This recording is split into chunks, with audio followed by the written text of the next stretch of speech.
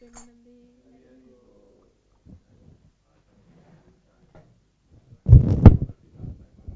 प्रभुपाद की जय। इस्कॉन संगाचार्य जगत गुरु शिला प्रभुपाद की जय। इस्कॉन गुरु वृंद की जय। अनंतपुरी वैष्णव वृंद की जय। रामाचार्य ठाकुर की जय। प्रेम से कहो श्री कृष्ण चैतन्य प्रभु नित्यानंद श्री अद्वैत गदाधर श्रीवासादि गौर भक्त वृंद की जय। लॉर्डशिप श्री श्री गौरनिताय की जय। श्री श्री राधा गोपीनाथ की जय। श्री श्री जगन्नाथ बलदेव सुभद्रामयी की जय। सामवेद भक्त वृंद की जय। नरसिंह भगवान की जय। प्रहलाद महाराज की जय। गौर प्रेमानंदी हरि बोल। all glorious assembled devotees Hare Krishna. all glorious assembled Hare devotees Krishna. all glorious assembled Hare devotees Krishna. all glorious Shri Guru and Garam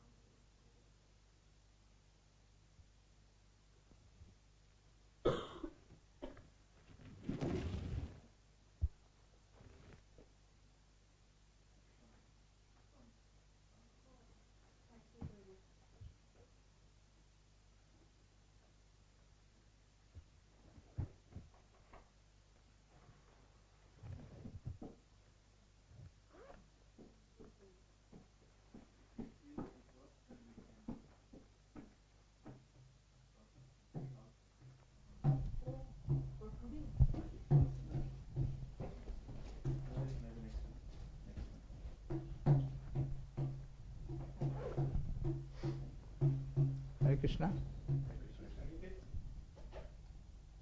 Some reason today devotees are not there. Huh? Anyway, we'll start with the Mangalcharan prayers. Om Ajnana Timirandasya Gyananjana Shalakaya Chakshurunmilitam Yena Tasmai Shri Guruve Namaha Shri Chaitanya Manobishtam Stapitam Yena Bhutale Swayam Rupa Kadamahyam Dadati Swapadantikam Vandeham Shri Guru Shri Juta Padakamalam Shri Gurum Vaishnavamscha Shri Rupam Sagrajatam Sahagana Raghunathavitam Tam Sajivam Sadvaitam Savadutam Parijana Sahitam Krishna Chaitanya Devam Shri Radha Krishna Padan Sahagana Lalita Shri Vishakhanvitamscha He Krishna Karuna Sindhu Dinabandhu Jagatpate Gopesha Gopika Kanta Radha Kanta Namostute Tapta Kanchana Gaurangi Radhe Vrindavaneshwari Rishabhanu Sute Devi Pranamami Hari Priye Vancha Kalpa Tarubhasya Kripa Sindhu Be'evacha Patitanam Pavanebhyo Vaishnavebhyo Namo Namaha Jai Shri Krishna Chaitanya Prabhu Nityananda Shri Advaita Gadadhara Shivasadi Gaura Bhakta Vrinda Hare Krishna Krishna Krishna Hare Hare Hare Rama Rama Rama Hare Hare.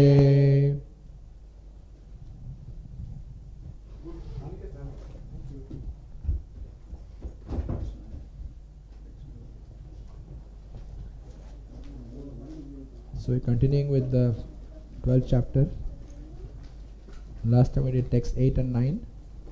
So these verses 8 to 12, they are giving us a gradation of how bhakti can be practiced at various levels. So Krishna starts from the top level first and then comes down. That's why the first 8th verse is talking about the highest level of bhakti. And then Krishna says, we can't do that. That's what Shanmukhi has drawn the chart. You see the gradual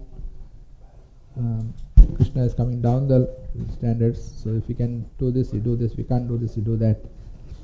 So this progression of bhakti has been discussed by many great teachers, acharyas, in our movement also, in ISKCON and also outside, and even before Prabhupada's predecessors. Like Vishwanath Chakravarti Thakur has given 14 steps of devotion service. And Rupa Goswami in the Nectar of Devotion gives 8 levels of bhakti, 8 different levels: Adav, Shraddha, Sadhu Sangha, Bhajana Kriya, Anartha Nivritti and all, Nishtha, then Ruchi, Asakti, Bhava, and then Prema. So all the way from Shraddha to Prema, he has given the different levels. So these are all progressions of bhakti, how one progresses. And also if you read Srimad Bhagavatam, first canto, second chapter, if you read the verses 16 to 22, they also talk about progression of bhakti. And if you read Chaitanya Charitamrita, when Chaitanya Mahaprabhu talks with Ramananda Raya, they also talk about progression of bhakti. When Chaitanya Mahaprabhu instructs Rupa Goswami, he also talks about progression of bhakti. So everywhere it's been discussed, because bhakti is the main subject. Now within bhakti we have to see where we are. And we are all practicing devotees at various levels. So the idea is to understand where we are and what are the obstacles that we are facing, and how we can overcome those obstacles so that we can make progress. Otherwise you say, yes, I'm chanting my rounds, yes, I'm following the principles, yes, I'm reading Prabhupada's books, but are we progressing? It's not that by doing this you're not progressing, but one has to also take some time to be introspective and see where I can improve, what are the blockages that are stopping me from going from one stage to the next stage. Because it says in the Padma Purana also, Bahu Janma Karyadi Shravana Kirtana Tabu Tana Paye Krishna Pare Premadhana. Even if one chants Hare Krishna mantra for many lifetimes, one will not get the desired fruit. What is the desired fruit of chanting Hare Krishna? Krishna Prem, love of Krishna. One may not get the love, even if we chant for many lifetimes. Why? Because we may be committing offenses, for example. That could be obstructing us. So we should know what the 10 offenses are and how we can overcome them.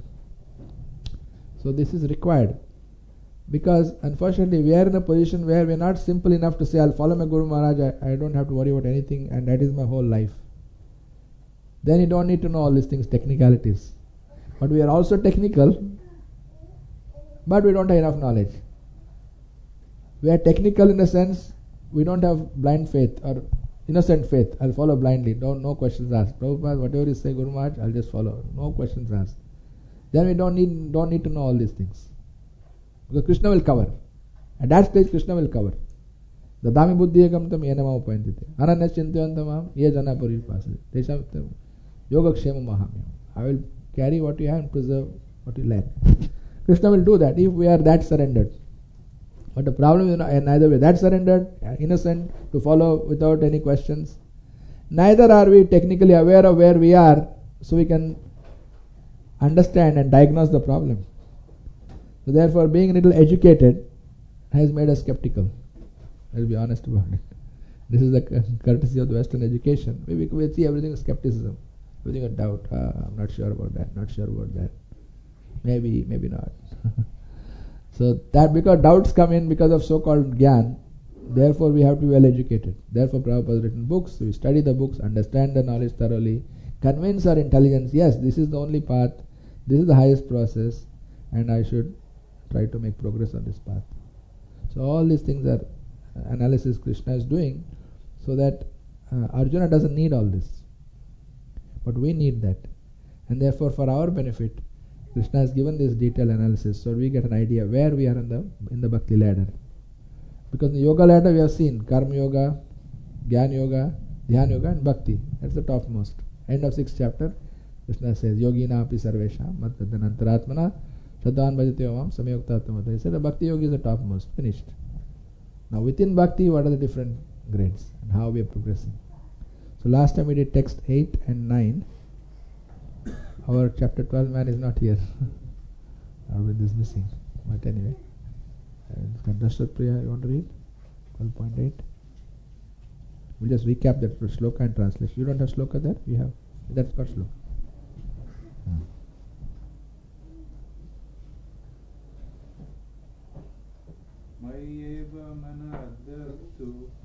Mayeva manadhatsva Mayi buddhim niveshaya Nivasyasi maya eva Nivashyasi mayeva ata udvam na samshaya. samsaya. Ata urdhvam na samshayah. Translation: just fix your mind upon me, the Supreme Personality of Godhead, and engage all your intelligence in me. Thus you will live in me always, without a doubt. Very good. So next verse. So this verse talks about the highest level, which is to fix the mind on Krishna without deviation. Yes. Ata chittam samadhatvam Ata chittam samadhatum na sasoki mai trishram na shaknoshi mae stiram abhyasha yogina tato abhyasa yogena tato mam ichchaptum jananjaya. mam ichchaptum dhananjaya. Translation: My dear Arjuna, O winner of wealth, if you cannot fix your mind upon me without deviation, then follow the regulative principles of Bhakti Yoga. In this way, develop a desire to attain me. Thank you. So what way is text 8 different from text 9? What's the difference between text 8 and 9? The mind is not steady.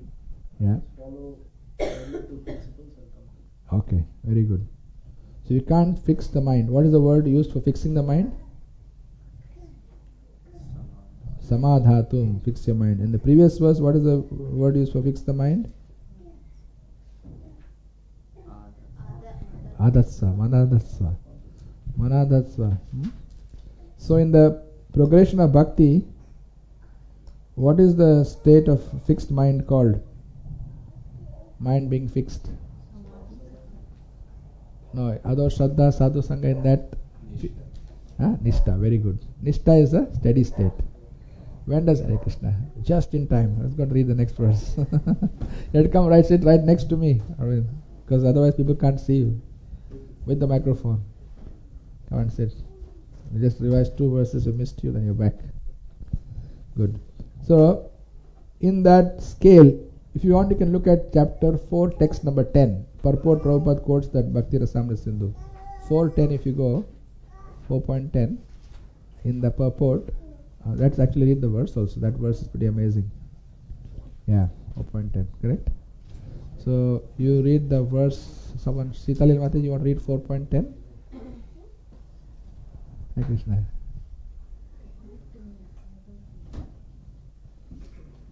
Please come right inside the spot here, near the heater also. Yeah, good. Yes, Sitalil Mataji, please read.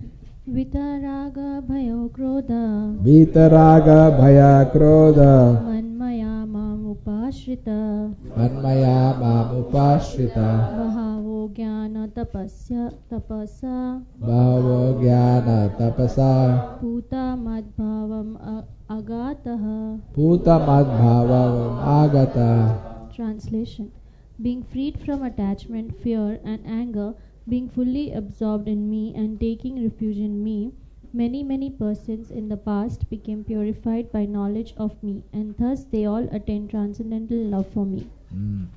So what is the stage of bhakti mentioned there?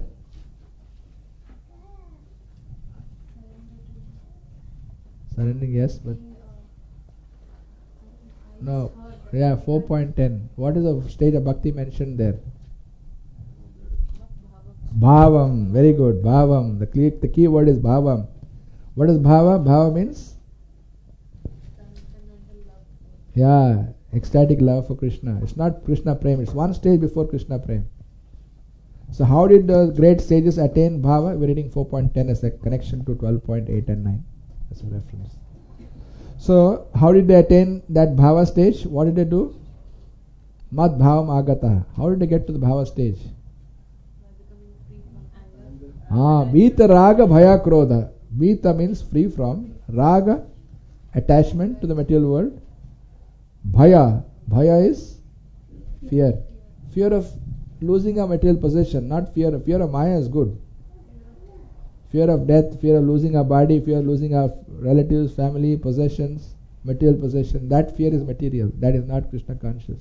So one has to get free from that fear. Of course, Prabhupada here talks about fear of identity. Because the Mayavadis, when they suffer in the material world, they are afraid of identity. The moment I got ID card, if you don't have a driver's license, you cannot get a fine. Isn't it? If you get a lot of fines on your driver's license, you better not have a driver's license. Nobody can fine me. So ID creates problems. So they think if you don't have an identity, become one with the Supreme, become formless, no ID, then it's good. You don't want to exist. And why you don't want ID? Because in ID, when you have ID, you have relationships. And every relationship is giving me trouble. So I don't want any relationship. So that bhaya is, one has to get free from that. These are examples of material fear. Spiritual example of fear is fearing Maya. Fearful of Maya. Oh, I should not forget Krishna. That fear is good. So fear can be utilized in a proper way. But actually material fear is called fear of identity. Fear of losing one's material possessions. That attachment to the material world. So raga is attachment to the material world. Fear is the fear of losing it. Losing our possessions. Vita, raga, bhaya. Krodha, anger. So when we try to, finally when we are frustrated in the material world, we try to find some spiritual path, we go and get cheated by somebody. They give us some other path. They take us away from Krishna. They give Maya in a different way. We think that is bhakti, but actually it is Maya. We get cheated like that. Then it leads to krodha. Krodha means anger. And Prabhupada said such people, they take drugs, and their drug infested hallucinations are considered spiritual advancement. Oh, look at him, he's so high. He's taking drugs only. It's a chemically induced state of mind, to put it in mild words. That is taken as spiritual advancement. So one has to get free from all these stages, Bhita, Raga, Bhaya, Krodha. And not only getting free from that, Man Maya Maham Upashrita. What does that mean? What does it say? One Maya Maham Upashrita. What do you read in the translation? Being fully absorbed in me. Does that sound familiar? One Maya Maham Upashrita. Being absorbed in me. Which verse is talking about being absorbed in me? Very famous verse. Man manabha mad bhakta madhyaji mam namaskuru. So that verse, 9th chapter, last verse, and also the 18th chapter. Always think of me, become a devotee. So see the connection? So the scale of bhakti is from Ado Shraddha, from faith, which is in. So in the purport, Prabhupada talks about bhava. What bhava, where bhava fits in? The next page you see in the purport, he says Ado Shraddha, Sadhu Sangha. Maybe Jitendra Prabhu, we can read that. Chitalel Mati, you can give the microphone. You got the mic. Just give to Jitendra. Just read that Ado Shraddha, that from Nectar of Devotion Prabhupada quotes there, right? Ado Shraddha tataha sadhu sango ta bhajana kriya tato nartha nivrittihi syat tato nishta ruchis tataha atha saktis tato bhavas tataha prema bhyutanchati sadhakanam ayam premnaha pradurbhave bhavet kramaha. Translation, yeah. In the beginning, one must have a preliminary desire for self-realization. This will bring one to the stage of trying to associate with persons who are spiritually elevated. In the next stage, one becomes initiated by an elevated spiritual master, and under his instruction, the neophyte devotee begins the process of devotional service. By execution of devotional service under the guidance of the spiritual master, one becomes free from all material attachment, attains steadiness in self-realization, and acquires a taste for hearing about the absolute personality of Godhead, Sri Krishna. This taste leads one further forward to attachment for Krishna consciousness, which is matured in bhava, or the preliminary stage of transcendental love of God. Real love for God is called prema, the highest perfectional stage of life. Very good. So from Shraddha to prema is a long journey. And this verse talks about bhava stage, where one is getting ecstatic love of Krishna. And that is facilitated by the attraction to ruchi is for what? When ruchi is mentioned, the ruchi is for what purpose? Hearing about Krishna. Not just speaking. Because one becomes a senior devotee, one only wants to speak, one doesn't want to hear anymore. The taste for hearing is gone. And we think that is very advanced. Now I only preach, I don't listen to any class. I only give class. I only preach, I don't listen. That's a very danger zone. Even big sannyasis have fallen down because they have failed to hear. Because everywhere they go, they're given respect. Oh, your guru, your senior man, come and speak. So everywhere they go and speak, which is nice, but they don't hear. So even we have to be so careful. that we have to make sure that every week we have not only audio listening on internet, all that is good, but we have to have a live class. That's why I stress so much on coming to classes. That's why my wife and I make it a point. Saturday morning we try to go. 90% we are there. Sometimes I work till 4 in the morning. I couldn't go 1 or 2 times, but generally we try to go because we should hear. Always strong devotees. Even if you know the philosophy, even if you feel I know this by heart, I know all the verses, still you have to hear, because we forget. Someone has to remind us all the time, constantly hear. Prabhupada would hear. He would ask devotees to read from his own books. Once one devotee asked Prabhupada, reading your own books? He said, yeah, I didn't write them. Prabhupada Krishna dictated them. He would make devotees read. He would hear. Prabhupada doesn't need to hear. He wrote the books. But even he asked devotees to read. My Guru Maharaj, he does that also. He can't see properly. His eyes are paralyzed on the right side. He can't see very well. But every day, devotees have a turn by turn, they sit and read to him. Krishna book, Bhagavatam, Chaitanya Charitamrita. That's how he reads, because he can't read on his own. He can, but it's very difficult for him to see. So someone has to read to him. But constantly, every day in the morning program, he's there for him to read Bhagavatam. Every day. So it's not that we know the philosophy, you don't need to hear it again. Because every time we hear the same thing, we go deeper into the same understanding. Our understanding deepens. That's why we need to hear again. So just by the hearing, the ruchi for hearing, helps us to get rid of the anarthas. And that brings us to nishtha, ruchi, and then asakti. Asakti means strong attachment. You can't live without Krishna. You can't tolerate being away from devotees. Chaitanya Mahaprabhu says there's only, he asked, who was he speaking to? What is the greatest suffering in this world? Was it Ramandra? Was it Ramandra? Ramandra is that, of course. Yeah. What is the greatest suffering in this world? There's only one suffering. What is the greatest suffering? Yeah, being away from association of devotees. Apart from this, there's no other suffering that is unbearable. Everything else you can bear. One thing you cannot bear is being away from association of devotees. This is the greatest suffering. So this suffering is that means attachment is so strong, asakti, and that leads to next stage to bhava. Bhava is ecstatic love. And bhava, when it matures, it becomes prema, Krishna prema, love of Krishna. So these are the gradual stages one goes through. So in this chapter, 12th chapter, coming back to 12th chapter, Krishna is giving the different stages, and here is saying, fix your mind upon me. That is beyond nishtha, beyond steady state. It is the level of prema, from nishtha to prema. When anarthas are not troubling us so much, anarthas have been overcome. Again, there are 6 different types of anarthas that makes our bhakti unsteady. Maybe I'll put as a research topic for you to find out and get back to me. What are the 6 levels of unsteadiness? Anartha, 6 type of anartha that make our bhakti anishtha. We're talking about nishtha here. Now I'm talking about anishtha. That makes our bhakti unsteady. So I would like you to look around. It's there in Prabhupada's books. You can find them. Is that the one that's in the Bhajan of the Vaishnava Thakur? It's in the Yes. translation. Yes. That's what the 6 Yes, it's there. You'll find in Vedabase. It's in Vedabase. You don't have to go and Googling it. You can get by Google also, but you end up in some of the wrong site. Better get bona fide. It's there in Vedabase. You can find it. So what are the 6 types of anarthas which cause unsteadiness in our bhakti, which prevents us from going from anartha nivritti to nishtha, and nishtha to ruchi. So unless one becomes steady, one cannot get ruchi. Otherwise, what we think is ruchi is only glorification.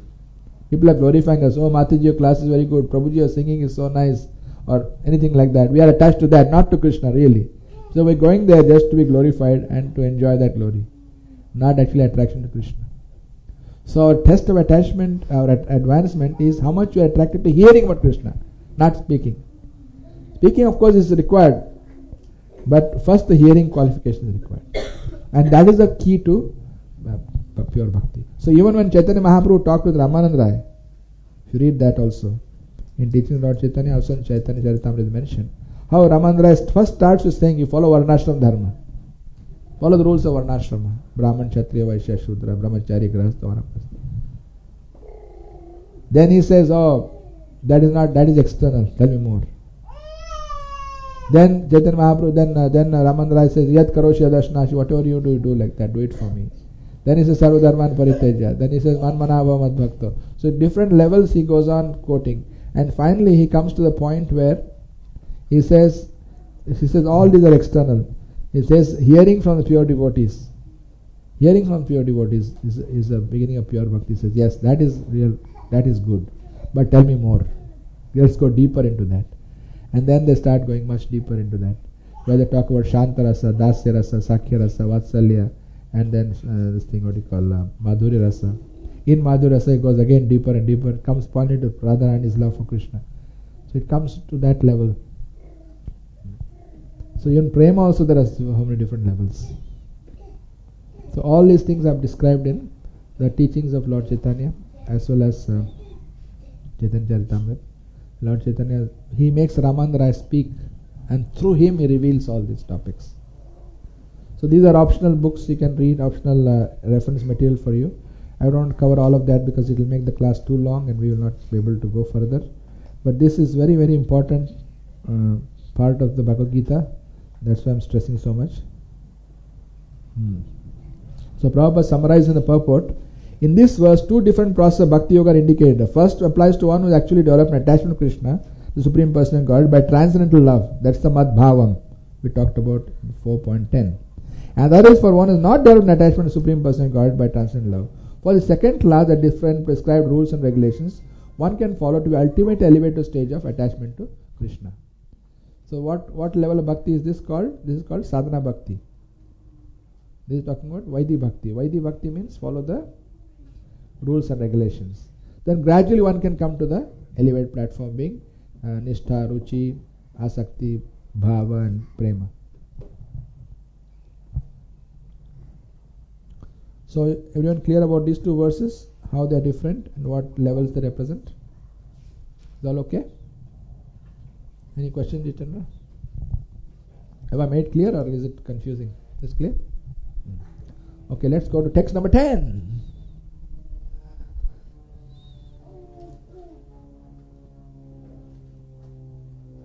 Abhyasepya samartosti. Abhyasepya samartosi. Matkarma paramo bhava. Matkarma paramo bhava. Madartamapi karmani. Madartamapi karvani. Kurvan siddhimavapyasi. Kurvan siddhimavapyasi. If you cannot practice the rules, if you cannot practice the regulation of Bhakti Yoga, then just try to work for me, because by working for me, you will come to the perfect stage. Very good, excellent. Okay. Now Anna can read the purport.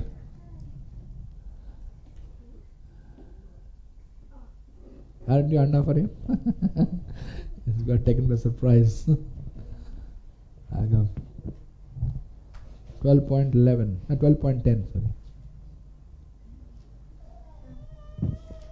One who is not able even to practice the regulated principles of Bhakti Yoga under the guidance of a spiritual master can still be drawn to this perfectional stage by working for the Supreme Lord.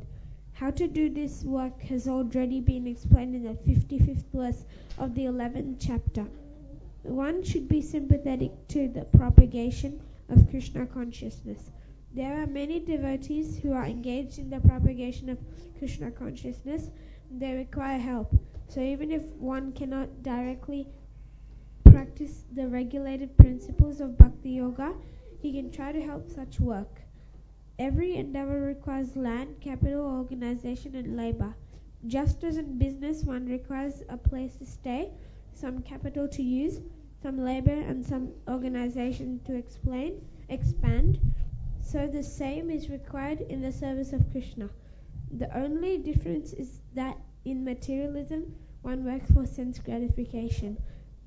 The same work, however, can be performed for the satisfaction of Krishna, and that is spiritual activity.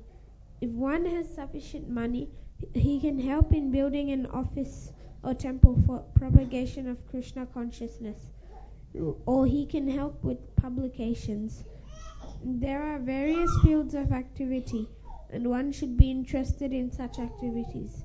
If one cannot sacrifice the results of his activities, the same person can still sacrifice some percentage to propagate Krishna consciousness. This voluntary service to the cause of Krishna consciousness will help one to rise to a higher stage of love of God, of love for God, whereupon one becomes perfect. Thank you. This is perfect for the new temple, right? Good timing. I should read this out in the fundraising dinner. Good verse to read.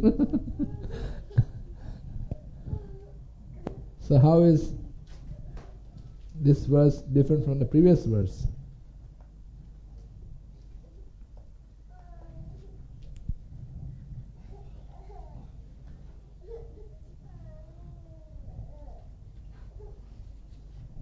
Madhvi?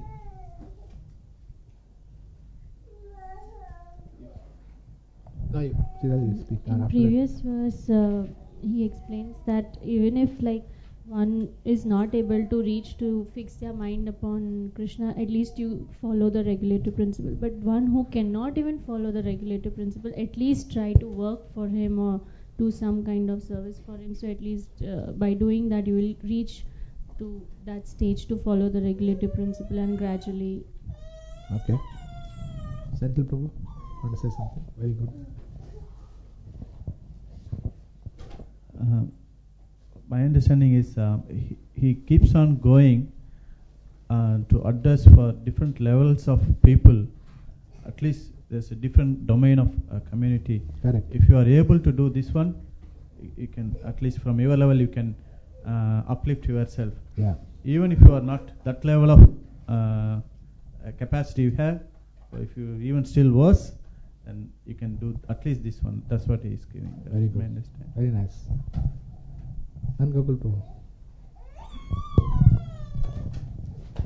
Hare Krishna. What I understood from the verse is, Yathomat Tatopat, the philosophy we talked about. What the translation says that even if you can't, concentrate on me, do this work which will elevate you to come to the bhakti. It's not telling that you do this work and still you can come to me. It is actually saying that it will elevate you to the bhakti. So basically, the bhakti is the if you follow any other path, you still have to come to the bhakti to go to the to the Krishna's abode. Yes, very good. So, but of course, we have to be very careful. Yathomat Tatopat is a bogus philosophy. So it's there. People are used to say anything goes, and that's why the whole India has got destroyed. Prabhupada said this philosophy destroyed India. Because imagine Yathomat Tatopat to have guys doing nonsense. You'll think, yeah, very good. There is no regulation then. Then anyone becomes God. Any human being can be claimed as God, and that all comes under the banner of Hinduism. So that's why the whole Indian culture is destroyed. India was the top country 5,000 years ago, or even 1,000 years ago, 2,000 years ago. So many foreigners came and invaded because India was rich. But we were rich because of the past Krishna consciousness. The inheritance was there. But we squandered it away. So all is the French and the British and the Spanish and the Mughals and Afghans all came and raided the country like open slaughter. There's no control. No one was there to fight them back. Some tried like Shivaji and all, but they're so small because they're fragmented. They had given up Krishna consciousness. Because of giving Krishna consciousness, that's the price India had to pay. So now we have to bring it back. So Prabhupada has brought that back. So the whole world can be Krishna conscious. So ISKCON is showing the way. Prabhupada is leading the way. How to be Krishna conscious. So if one can't follow the principle of bhakti, then at least one should try to do some service, offer something to Krishna, do something for Krishna. And that is what our acharyas have always looked at. When Prabhupada was giving lecture in the temple, one drunken man came into temple room, disturbed the class, and he gave some toilet paper. Prabhupada, all devotees are annoyed. Why is he coming and disturbing the class? Prabhupada is speaking. He comes in the middle of the class to put toilet paper in Prabhupada's toilet, which Prabhupada doesn't use. And Prabhupada didn't see it like that. He said, oh, he's got a nice service attitude. Just come and do some service. So Prabhupada recognized that there's something good in that person. And that is the mood of the acharyas. They want to see something good in the person and try to encourage that it'll spark, so that it becomes a flame and eventually becomes bhakti. So even insignificant offering becomes significant because accepted by spiritual master, by representing to Krishna. He accepts it. It's all right. Never mind. This is something good you offered me. Jika, you want to say something? I just wanted to say that. Where's the microphone? We can give the microphone in the meantime. Yeah. That's okay. Keep it there. Yeah. Does it also mean that, by following the regulative principles, we are able to perform the direct service to the Lord, whereas by engaging the services indirectly in the service of the Lord, we actually purify ourselves and prepare a ground for development of bhakti? Correct. That becomes one becomes eligible to eligibility is prepared for that by doing some service. Some agyata sukruti, unknown spiritual benefit is gained. Like the first devotee, I think was Shyamsundar, was carving the deities of Jagannath, Baladev, Subhadra. He was smoking when he was carving. He even put a cigarette on Baladev's head, not burning at the other end. And Prabhupada came and put the cigarette down. But Prabhupada didn't say, oh, you nonsense, you're smoking, get out of this place, don't come here again. No, he said he's got some skills, let him try to do that. Because gradually he gave up the smoking and he became a devotee. And he came to Australia. He and Balimardhan are founder acharyas for Australian ISKCON. They are the first devotees. Then, of course, other devotees came, what's his name? Upendra Prabhu came and others came. So many devotees are there. They came afterwards, and Maharaj also, what's his sannyasi? Madhudvisha came. That time Charu Prabhu came. So many other devotees came afterwards. But these are the first few. Upendra, Balimardhan came, and so all these devotees, they are all pioneering devotees. But what were they doing before? You see, you'll be shocked. But they gave up all that under the guidance of spiritual master. That is the process of bhakti. The Prabhupada showed, just engage them. Even if you come to eat gulab jamuns, you're still benefited. Even if you come for Sunday feast, they're benefited. So that's what Krishna is talking about here. If one cannot practice regulation of Bhakti Yoga, then try to work for me. Something you do for me. That's why Krishna Prabhupada started a life membership program. At least become a life member. If you can't become a devotee, become a life member. So this verse is for life members. But now, what we are doing, Prabhupada made life members so that they gradually become devotees. But now devotees are becoming life members. That is not very good. So they come once a year, give donation and go away. That's it. I'm practicing bhakti at home. I don't need to come. Temple is full of politics. I don't have to come here. So this is the wrong approach. Our temple is too far away. I can't come here. So these are the misunderstanding of the philosophy. That means you're converting a devotee into a life member. Rather, life member should become a devotee. He should think, oh, I'm just a life member. I'm not following anything. Let me start going to temple. Let me start following the principles. Let me start chanting. Let me start offering my food at home. Let me invite devotees home. Let me come to temple and do some service. That's why Bhakti Vishnu programs where once a month we ask everyone, please come and do some service. Because otherwise we become bookworms. You only read a book and quote a lot of shlokas, but when it comes to service, we don't want to serve Krishna. Because in the books, Krishna is saying, serve me. Man manava man bhakta. But when you given service, you say, I don't want to do service because I'm so busy reading the books. So then again we don't understand the philosophy. So it's very easy to misunderstand. If we read on our own and draw our own interpretation, our mind will only tell us what we want to hear, not what Krishna wants us to hear. That's why we need to have a live discussion. Then we can correct our misunderstandings and clarify these things. So nobody is condemned. Nobody is condemned. Everyone is given a chance to come up. But having come up, one should not fall down. That is important. Because so much responsibility is given to us. The Guru is there to guide us, to bring us a certain level. And if you go back into U-turn and become life member again, then that is not recommended. But for a person who is not doing anything to become a life member, it's a good upgrade. But a person who initially becomes a life member, that's a downgrade. So you have to see the difference. So this level is given not for us to downgrade to this level, but for a new person to come up to this level. That's why Krishna is giving this. That's my point. Is that point clear? So So don't think, I say, oh well, that's obvious, isn't it? Yeah, it is obvious, but unfortunately we fall in that trap. Even though it's obvious, it's a very common mistake. Sometimes it seems so simple that we almost miss the point. I think, it's too simple. I already know that. Yeah, you already know that, but we also sometimes fall into the trap. So these gradations are there to encourage someone to come up, not someone to come down. And think, oh, here is a compromise. I can do this compromise, and Krishna will be happy. No, not for us to go down to. Okay. Yes, Shanmukhi, please. After she is busy. When we were trying to do some preaching in a place called Ballarat in Victoria through yoga, we used to hire a hall and we used to advertise free yoga and pranayama and vegetarian meal at the end. And so first it was only Prabhu and me doing it, and they saw that a lot of effort is going into making prasadam and bringing it there and distributing. So slowly some of them started coming to help. So one Mataji used to, her name was Rosemary, she used to come to our house and grate carrots. And I made her grate so many carrots once that she presented me a food processor. And slowly they started giving up meat. But after that, some of them took up chanting. They bought some Bhagavad Gitas also. But after that, we also stopped, and at least they have done that Agyata Sukriti by doing some service for the Lord, so which will be in their account, and they can take it up even in their next life. And recently some devotees went to Ballarat and they said they'll distribute a lot of books. So many people came and bought our books because the foundation was already laid back so many years ago. Of course, we didn't start brand new. Somebody else before would have come and done some Sankirtan would have done. It's all, everyone is contributing to it. It's not that we are pioneers.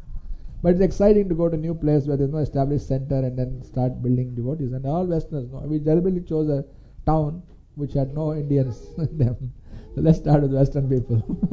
So it's a good starting point. And they're very receptive. We had about 30 devotees who were chanting, bought Bhagavad Gitas. They became vegetarians.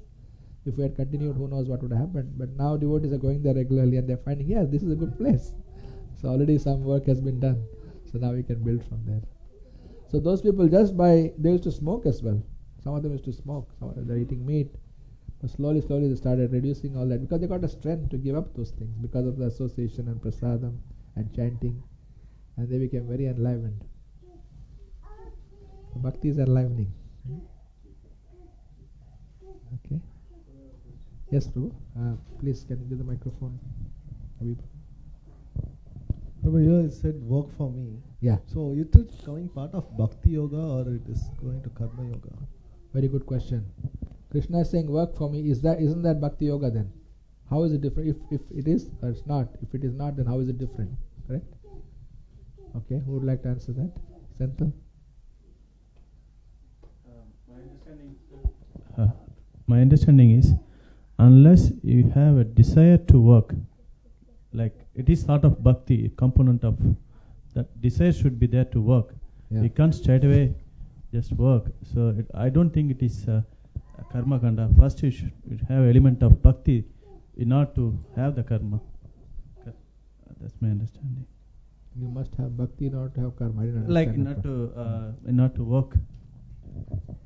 To have desire to work for Krishna, one must have Yes, yes. some attachment. Okay. So Some it is attraction. more of bhakti than Okay. karma kanda. Okay. It's not karma kanda, of course not. Yeah, So- working for Krishna. Sorry, what is that? Karma yoga. Sorry, karma yoga. Ah, karma yoga. Instead of bhakti. It's not karma yoga. Okay. Sitalini Mataji? I was if any work done out of selfish intentions or in order to achieve something that is been with some kind of expectation or something, that comes karma yoga, whereas bhakti yoga, it is selfless and you do it out Yes. of own accord in order to serve Krishna. Very good. Very good. So that becomes Karamishita Bhakti.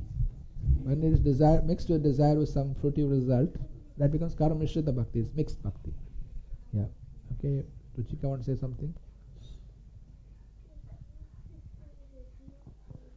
Prabhu, when we do when we do the work according to our own desire and we don't have attachment to the fruit, that is Nishkam Karma Yoga. Very good.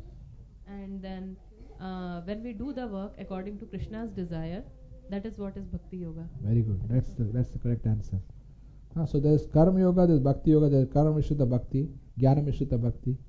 The desire for mental speculation, desire for liberation, that becomes Jnana Mishra Bhakti. And the desire for fruitive results mixed with Bhakti, it becomes Karma Mishra Bhakti. That's why Prabhupada used the word unalloyed devotion. What's an alloy? Is a combination of metals. No? Unalloyed means there's no mixing, it's all pure. So unalloyed devotion. Anyabhilashita shunyam. Jnana karmardi anavritam. Free from jnana and karma.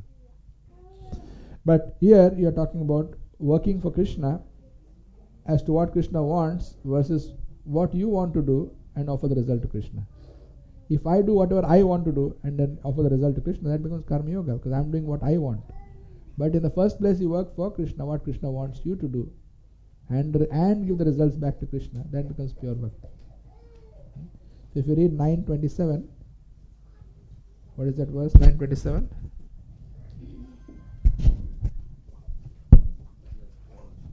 Yes. Yat karoshi. So, Samriddhi, can you read that? Yat karoshi yat ashnasi. Yat karoshi yat ashnasi. Yat juhoshi dadasi yat. Yat juhoshi dadasi yat. Yat tapasyasi kaunteya. Yat tapasyasi kaunteya. Tat kurushva mat arpanam. Tadushkusha madarpanam. Whatever you do, whatever you eat, whatever you offer or give away, and whatever austerities you perform, do that, O Kunti, as an offering to me. So whatever you are doing, do it for me. So that means you are already doing something. Everyone has to do something. Everyone has to eat. Everyone has to give in charity. So that is Karma Yoga. But then when you start doing everything what Krishna wants, that becomes Bhakti. So if I want to eat pizza and I make pizza and offer it to Krishna and eat, that's not pure Bhakti because I want to eat pizza. Put in simple terms. But if Krishna says I want to eat laddu and you make laddu and offer it to Krishna and you take that as prasad, that is Bhakti.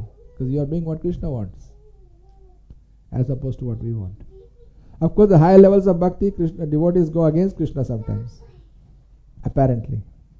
Like Yashoda, she put down baby Krishna while she was feeding him in the middle and went to save the milk on the stove.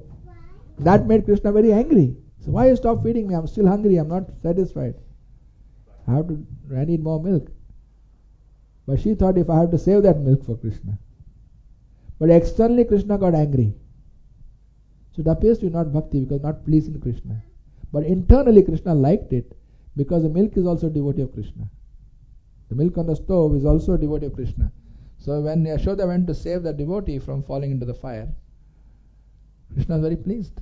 Krishna is more pleased when you serve his devotees than when you serve him. A neophyte devotee, Kanishta, wants to serve Krishna, the deity in the temple, but will not serve the devotees, are not so keen on that. Think Krishna is more important. But an advanced devotee serves Krishna also and serves the devotees as well. Same with Guru also. Devotees want to, when Guru comes, everyone wants to serve Guru, but they are not interested in serving the devotees. So these are examples of immaturity. Chaitanya Prabhu, microphone just behind you.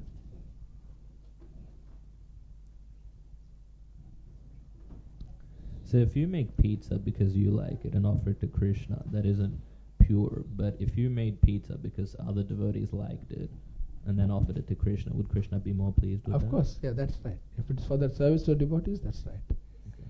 But if it is our own tongue we're trying to satisfy, then it's not pure. But still, because you're offering to Krishna, therefore there is an element of bhakti there. Bhakti is there because you still have the desire to offer to Krishna. So we should always try to elevate ourselves, try to improve from where we are. Wherever we are, we should improve. It's no problem if we are fallen. That's not surprising. We are fallen, we know that. But remain fallen is a problem. Or having been given the opportunity to come up, then fall down again, that is a problem. But if we are fallen and we are trying to make progress, that's perfectly all right. In fact, long back, Giriraj Maharaj wrote an article. I discussed it many classes ago. Just saying that there are three types of chanting. There's offensive chanting, there's Namabhas clearing stage, and then there's pure chanting, Shuddhanam. Now, if one is chanting offensively because of inattention or whatever reason, but if one is trying to purify that, improve the chanting, making an attempt, just trying to, that becomes Namabhas. Because they're trying. If you don't try, it becomes Namaprad. If you try, it becomes Namabhas. And the Namabhas clearing stage is the preliminary stage of pure chanting. So it is very auspicious. Just as Haridas Thakur says, in the morning when you see the sky is lit up, before sunrise, this little glow is there. That is auspicious because it means sun is going to come. Even though the sunlight is not there still, the sun is not visible, but the indication of sunrise is coming. And that is very welcome. That is very much appreciated. Similarly, the Namabhas is a preliminary stage of Shuddhanam. It is very welcome because it is indicating that there is hope, there is sunrise, there is Shuddhanam coming. If we keep on trying, we will get Shuddhanam. So one may be at a level, let's say 4 out of 10. If one is trying to progress to 5 to 6, slowly, is actually doing good. But if one is at level 8 and one is coming down or not moving up, in other words, one is static, then that is not so good. Even if one is smoking cigarette, if he gives up smoking, he is making progress. Or is smoking 10 cigarettes, he brings down to 5 cigarettes, he has made progress. Even though his level is not so great, but because he is making progress, therefore it is welcome. So wherever we are, if we try to make progress from that level, then that is auspicious. Not that I made to this level, now I'm going to relax here and take it easy. That is very dangerous. Because from there, it's nothing like static. It's either you go up or you go down. That means most likely you're coming down. And that is very dangerous. And the difficulty of coming down is that we can't detect it. We feel if we are doing fine, I'm the same. I'm same 16 rounds, same everything. I'm a devotee. We can't tell. That's why we need the association of other devotees who can help us to detect this problem and say, no, you are not going in the right track here. There's something wrong. Try to correct it. That guidance we all need. That's why we have association of devotees to help us. Jitendra had a question. And after that, Shanmukhi. Is that okay? I just wanted to clarify what's referred to in this and the following verse. Yeah. Is chapter 10 referring to chapter 5 Karma Yoga, and the one after that is chapter 3 Karma Yoga? Yeah, that's right. Chapter 3 Karma Yoga is not to be attached to the results. Right, so that's the next. Chapter 5 is to offer to Krishna. The result, so that's... Yes, that's right. You're right. Correct. Very true. Yeah. We'll read the next verse, that will make sense. So Karma Yoga has 2 levels. One level is where you do the work but don't be attached to the results. But you don't know who to offer the results to. That is preliminary Karma Yoga. At least you are not attached to the results. But higher Karma Yoga is to do your work but offer the results specifically to Krishna. So that is a higher level of Nishkam Karma Yoga.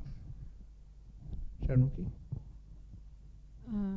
I just remembered Bhurijan Prabhu was telling, when there is Mishran, Karma Mishrita Bhakti, Jnana Mishrita Bhakti, the Mishra makes you miserable. So you should go to the pure level. Miserable. And pure level means when you are surrendered. That means you are, please correct me if I'm wrong, that means you are doing something which you don't like to do, but you are doing it because you want to please Guru and Krishna. Yes. Also it could be that you are doing things that you like to do and pleasing Guru Krishna also. So it could be a mixture of some services I like to do and I'm doing it because I like to do and it pleases Krishna. And there will be some services which I don't like to do, but because it pleases Krishna, I will do it. So when there is a combination of both of them, you can survive and sustain your Krishna consciousness.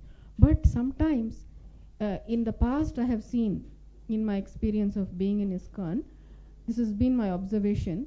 Sometimes because of ignorance or whatever, we have failed to recognize that some devotees have been given some services which they don't like to do, but they are forcing themselves to do it just to please Krishna. And then it has become so much for them that they left and went. So it should be seen that all devotees are given a combination of what they like to do and what they should do. Then it becomes balanced and it becomes sustainable. Then slowly we will even start liking to do what we don't like to do, because we'll go deeper into that. We'll transcend the modes. When we are doing Mishrita Bhakti, we are doing it under the influence of the modes. But the final aim is to please Krishna. But when we start, when we keep making progress on that path, then slowly we'll be doing that service not under the modes, but understanding we're coming to the transcendental level and doing the service. So then it's really so nice. So here it's all a training for leaders. So as leaders, you should become sensitive to, this is what I am thinking. I am not instructing, I'm just suggesting, and I'm also trying to do that. We should become sensitive to those whom we are trying to lead, to their needs and to their feelings, and what likes they have, what dislikes they have within even their services. So if we see that someone is doing something day in and day out, not liking to do it, and then you can understand one day they'll be gone. And after that, they won't answer any phone calls, they will not answer emails, that is it. No one recognized me, because all of us need some recognition in our stage. We might say, no one, I just want to be in the background, I don't need any. Sometimes I have seen devotees, they say, I would just want to be in the background, I don't want any recognition at all. But afterwards they'll come forward and they will want recognition. When you give them recognition, they are very happy. That shows that they are not. Sometimes at our neophyte level, we pretend to be more advanced than we are. Mm-hmm. So then all this should be seen. And that can be seen only when we chant nicely. When we chant, when we try, like Prabhu was saying, try to go to the dynamic chanting, then Krishna as Paramatma, he tells you, see, be sensitive to this person's need, like that. So everything comes down to really chanting with attention and going to the next stage of chanting. Very good. That's nice realization. So Prabhupada says it's the duty of a manager to always challenge the devotees. See, we can't go to the other extreme and give someone some service that's so easy to do that they get bored.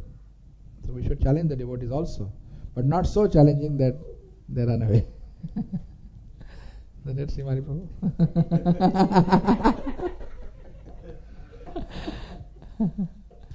Because if we don't challenge, we won't progress. Right? We'll remain static and will remain complacent. So a little bit of pressure has to be there, but not so much they can't bear it. But always it is said, Guru never gives service to a disciple that he or she cannot do. Because along with the instruction of Guru, if you take it sincerely, the ability also will come with that. Krishna provides that ability. Like Prabhupada, he asked one devotee to publish a magazine. You saw in that video, your well-wisher. And that devotee is a young devotee, 19, 20-year-old. The only contact he had in the magazine was to read one. He never actually thought of publishing a magazine. But Prabhupada said, no, you have faith, Krishna will help you do it. Krishna will help you, you try. And sure enough, he started doing it and became a great devotee. So therefore all these stages are difficult, but if we take the right help, right attitude and proper care, Krishna helps us, right? How did you get the Sunday feast sponsored, Ravi? Exciting. Just tell us about it. Good application of this verse. Come on, pick up the microphone. Tell us what happened. One phone call and it happened. We had a class. Yeah, I know. I kept it in the last, first I explained about Bit closer. I was just explaining about the Siksha program, coming up program, and today's went to hall program, and then finally I was explaining about the temple feast, Sunday feast, how we have been doing for the last 1.5 years, and what you said. So I said, whatever is possible, we are not forcing any one of you. If you are willing enough, you just put your name and some amount, then circulate the paper. When I say end of it, it crossed more than 1200. 1300 finally we got. Yes. It didn't happen just like that, Prabhu. Or you both have cultivated them so nicely all these days, all these months. You have given them your personal association, guidance, and you've been role models. So they are inspired by you. So congratulations to you both. It's only Krishna's mercy. No, definitely I've put in the hard work. The relationship is there. Because relationship is there, when you ask for help, they're willing to reciprocate. If there's no relationship, why they'll support? So it's a good. That's the many Bhakti leaders are afraid to ask their members to contribute. They should not be. Last week Venkat Madhav had a similar experience, right? Last week, pass the microphone to him. Tell us how did you experience it? How you broke the barriers? Prabhu, I used the Brahmastra, which is, I said, it was a lie in spiritual world, I'll say, because what I said to two of my Bhakti Vriksha members is, we are short by $600. I didn't mention the dollars, but I said we were short for the Sunday feast, and we've been sponsoring it for the last 1.5 years. The temple has been doing it. Vijay Prabhu suggested that I should ask you for the donation if possible. And I did ask you. I did call you. It's not a lie. No, I actually told your name. Sorry. So they actually both came back and they said they will contribute. So we got $50 more than what we should have contributed. So that's good. Very well. Well done.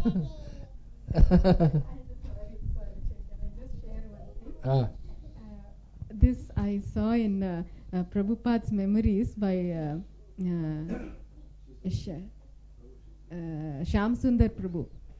He was telling how Prabhupada asked him to go to the Beatles and ask what's his name, George Harrison, to sponsor the money for the Krishna book, and he was so hesitant, and with great hesitation, and then finally when he asked, George Harrison got very annoyed, thinking that, my God, why they are asking me so much, again and again they are asking me for money. But then after that, thunder and lightning and all the current went off. And suddenly after that, when it came, he said, okay, how much do you want? First he said, no, there's a bolt of thunder. All the lights went off. And then after a few minutes, the lights came back on again. Okay, how much do you want? God has spoken his wrath. Because Christians believe in the angry God is firing thunderstorm, sending bolt of lightning.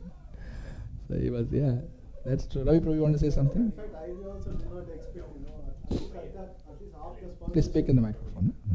I was thinking at least 50% if they would sponsor, I was expecting at least that, or I would make up something like that. But it was overwhelming.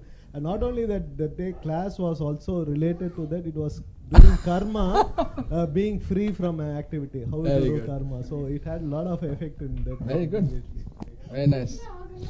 Krishna organized it. See?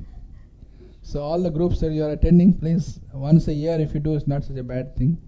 Or maybe twice a year, something like that. Not every, obviously it has to be practical. And because donation of food for life are tax deductible anyway, so they're getting a tax benefit. So now June is a good time to look at your tax return and see, how much tax I'm paying. What can I do? Of course, that's the fruity way of doing it, but at least this is the level we're talking about in this verse. So it's all connected to text number 10. Okay. What is next? When was that? Friday, I think. I think it was Friday when Prabhu told you to ask your Thursday. I thought, oh my God, not again. And there was that thing about Sunday feast not being sponsored. I thought, oh Krishna, now again he'll have to sit and call all these devotees, and the same people are giving again and again. Krishna, what's going to happen? I was just thinking, and when he called you and told, and I thought, oh Krishna, what will happen to those Bhakti Vriksha members? I hope they are not going to get, they are not going to think that ISKCON is just asking for money. And now when you said this, it's so nice. It's such reciprocation from Krishna. So wonderful. So that's for their benefit. We are not after their money. If they give money, it's good for them. So they understand that. Actually, we are benefiting them. Prabhupada benefited us. So these devotees are benefiting. Okay, we go to next verse. text number. I was supposed to speak long ago. Poor Arvind is waiting here. Give the microphone. He's such a patient. I know, beautiful. They're teaching him tolerance. Maha tolerance at this age. Adaidapya ashaktoshi. Ataitadapi asaktosi. Kartumadyogamasrita. Kartumadyogamasrita. Sarva karma palatyagam. Sarva karatyagam. Tadakurayadaatmavan. Tatkuruyatatmavan.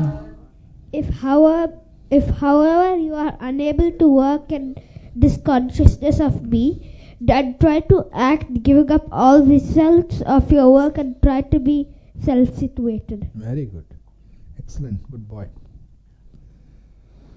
Srimani Prabhu, read the purport. Microphone. It may be that one is unable even to sympathize with the activities of Krishna consciousness because of social, familial, or religious considerations, or because of some other impediments. If one attaches himself directly to the activities of Krishna consciousness, there may be objections from family members, or so many other difficulties. For one who has such a problem, it is advised that he sacrifice the accumulated result of his activities to some good cause. Such procedures are described in the Vedic rules. There are many descriptions of sacrifices and special functions for the full moon day, and there is special work in which the result of one's previous action may be applied. Thus one may gradually become elevated to the state of knowledge. It is also found that when one who is not even interested in the activities of Krishna consciousness gives charity to some hospital or some other social institution, he gives up the hard-earned results of his activities. That is also recommended here, because by the practice of giving up the fruits of one's activities, one is sure to purify his mind gradually. And in that purified stage of mind, one becomes able to understand Krishna consciousness. Of course, Krishna consciousness is not dependent on any other experience, because Krishna consciousness itself can purify one's mind. But if there are impediments to accepting Krishna consciousness, one may try to give up the results of his actions. In that respect, social service, community service, National Day service, sacrifice for one's country, etc., may be accepted to that someday one may come to the stage of pure devotional service to the Supreme Lord. In Bhagavad Gita 18.46, we find it is stated, Yata Pravatir Bhutanam. If one decides to sacrifice for the supreme cause, even if he does not know that the supreme cause is Krishna, he will come gradually to understand that Krishna is the supreme cause by the sacrificial method. What's your realization on this verse? Back, hold the microphone.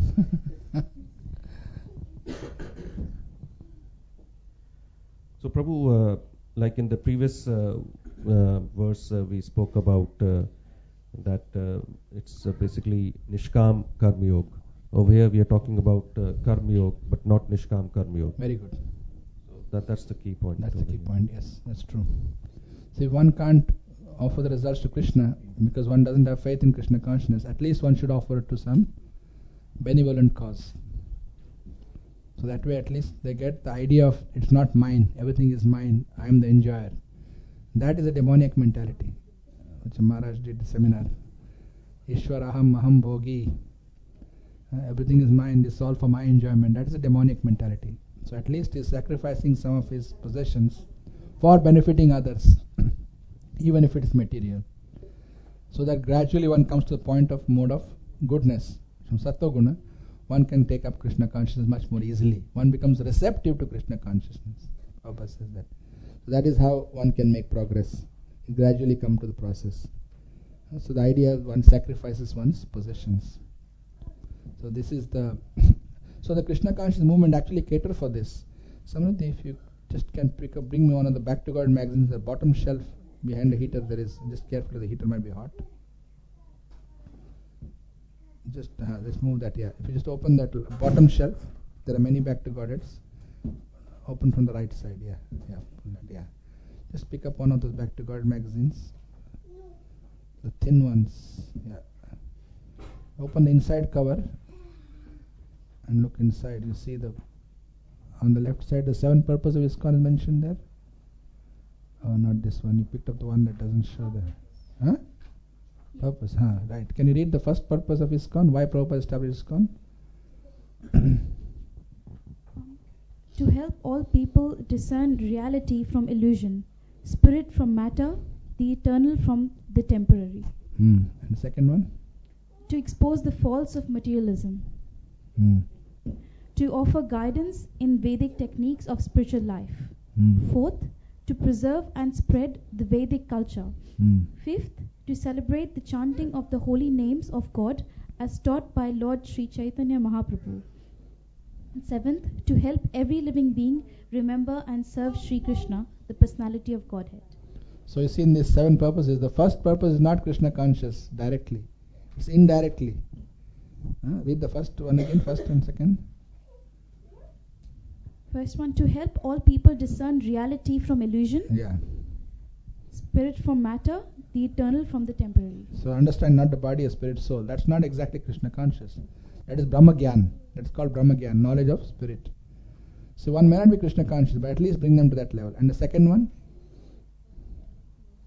To expose the faults of materialism. To expose the faults of materialism. So faults is at least they stop eating meat and drinking alcohol and gambling, illicit sex. Give up that. The faults associated with that. So by doing that, they actually become purified. These 7 purposes of Back to God, is it? 6 purposes actually. There's ISKCON, but ISKCON there's another older Back to. If you take another Back to God there on the extreme left. That one. Yeah. You see, in the old magazine they used to give 7 purposes of ISKCON. On the left side there. Yes. That's the one I was after. Now we are talking. 7 purposes of ISKCON. That was for Back to Godhead. So Srila Prabhupada, he put into writing the purposes he wanted it to achieve. Yeah. They are as follows. To systematically propagate spiritual knowledge to society at large and to educate all peoples in the techniques of spiritual life in order to check the imbalance of values in life and to achieve real unity and peace in the world. See, this is not talking about Krishna consciousness at all. Bringing people to the mode of goodness, so at least stop the sinful activities and get purified to the extent that they'll become receptive to Krishna consciousness. And the main purpose, Prabhupada says, to check the imbalance in the society. Imbalance is caused by breaking the regulative principles. The moment you do sinful activities, the balance is lost. So Prabhupada is encouraging devotees to go out and encourage people to take part in at least pious activities so that they give up sinful activities. And that checks the imbalance in the society. Okay, good. The next one is, of course, then the second one. Read the second one. To propagate a consciousness of Krishna as it is revealed in Bhagavad Gita and Srimad Bhagavatam. This is for the devotees. This is the next level up. First level is for the general masses, so they can at least become favorable. The second level is for devotees. Then they study Bhagavad Gita, Srimad Bhagavatam. That's us, what we are trying to hear. That's for the inside devotees. So then it goes on to publish books and magazines to propagate the holy name and holy places, temple to build temples and all that. It goes on and on. That comes later. But the first one you see is according to the 11th verse. So actually Prabhupada said ISKCON is based on Bhagavad Gita. You see exactly what is written here is written in that. The first purpose of ISKCON. Okay.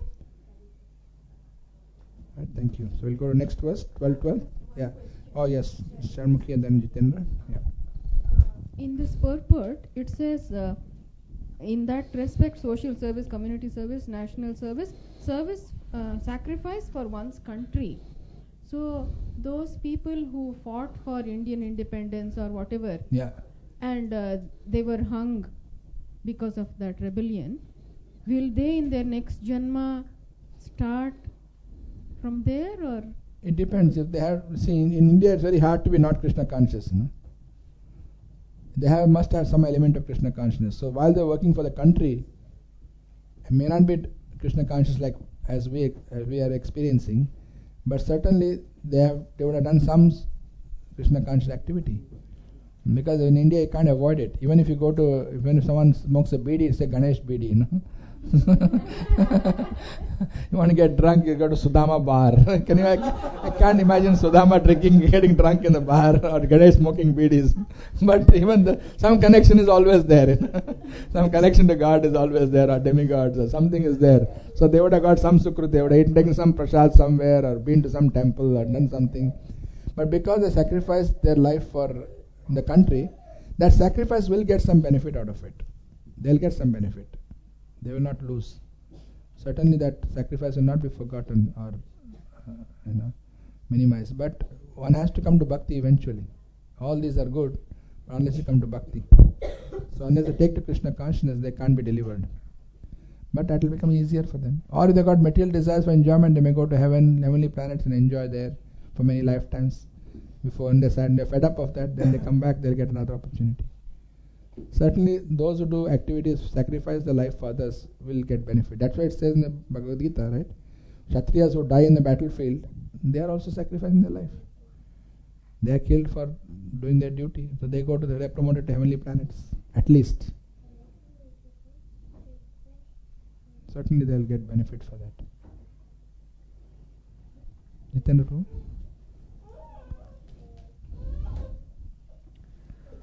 This verse refers to people who sacrifice the results of their activities for either for philanthropic work or national service or whatever it is. In that other verse that you quoted, the Ishwaroham Aham Bhogi verse, in that one it also says, "There is none so powerful and happy as I am. I shall perform sacrifices. I shall give some charity." Yeah. And that's counted as demoniac in that context. Correct. That verse. So what's the difference between giving charity as referred to in this verse versus what's referred to in that one? That's why in that chapter, if you see, it's also mentioned charity in the three modes is mentioned. Charity in the mode of goodness in the 18th chapter. Sacrifice, charity, food, all are, 17th chapter. Krishna also, there's 18th chapter also. The three modes are there. So charity in the mode of goodness is done at the proper place to the proper time to a worthy person without expecting anything in return. In mode of passion, the charity is given, but we expect something in return. You want name and fame, or you want something out of it. In the mode of ignorance, it says charity in the mode of ignorance given to the wrong person, wrong place, wrong time, wrong cause, suppose supporting something which is not bona fide. That is demoniac. But yet the demoniac person thinks that I'm a very great guy, I give charity. Look, I'm a good guy. So that could be charity in the mode of passion or ignorance. That is demoniac.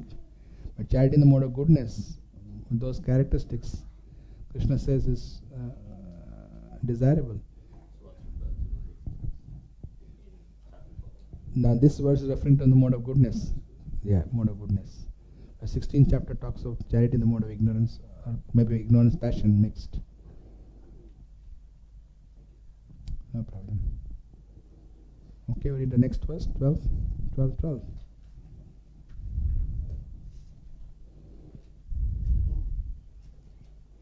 Shreyo hi jnanam abhyasat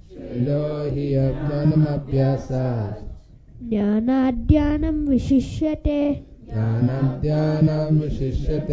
dhyanat karma palatyagas tyagas chandranantaram. If you cannot take to this practice, then engage yourself in cultivation of knowledge. Better than knowledge, however, is meditation, and better than meditation is renunciation of the fruits of action. For by such renunciation, one can attain peace of mind. Very good, thank you. Agav, purport.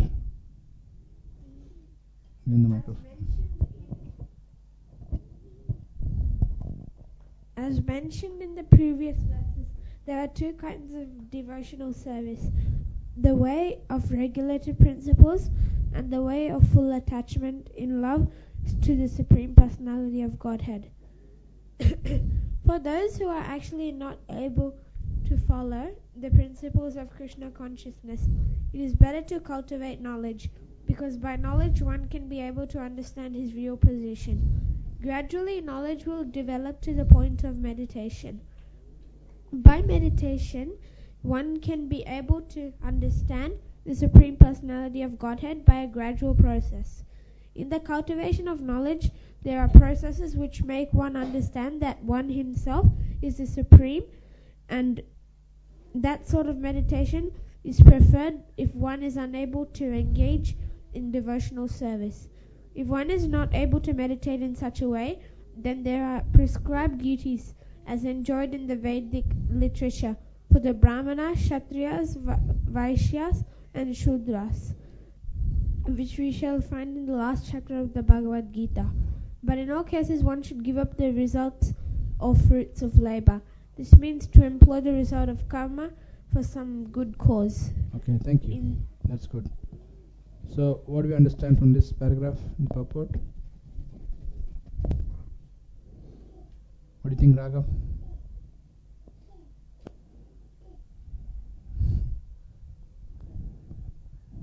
Manibhushan Mataji? Okay. I know, that's alright. I thought you wanted to say something, yeah. So what is mentioned in this purport? That if you can't follow the principles of Bhakti Yoga, Krishna is giving another option. What are the options? To cultivate knowledge. So by cultivating knowledge, what do we understand? That's called, I told, Brahma Gyan. Brahma Gyan means you're not this body, spirit, soul. Our soul is eternal. Soul is spiritual. Aham Brahmasmi. One gets that knowledge. So when that knowledge gradually will develop into the point of meditation. So when you understand you're not the body, spirit, soul, then what is spirit, soul? It's part of Paramatma. Part and parcel of Paramatma. So then by that meditation, one comes to know Paramatma. So by Paramatma realization, when one has Paramatma realization, one sees the Lord. Then by seeing the Lord, Paramatma form of the Lord, one becomes attracted to the Lord.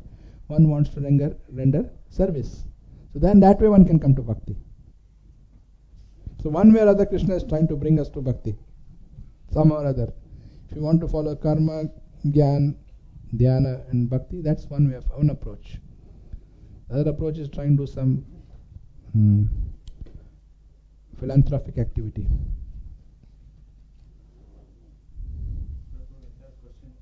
Yeah, Senthil Prabhu, use the microphone. Yeah.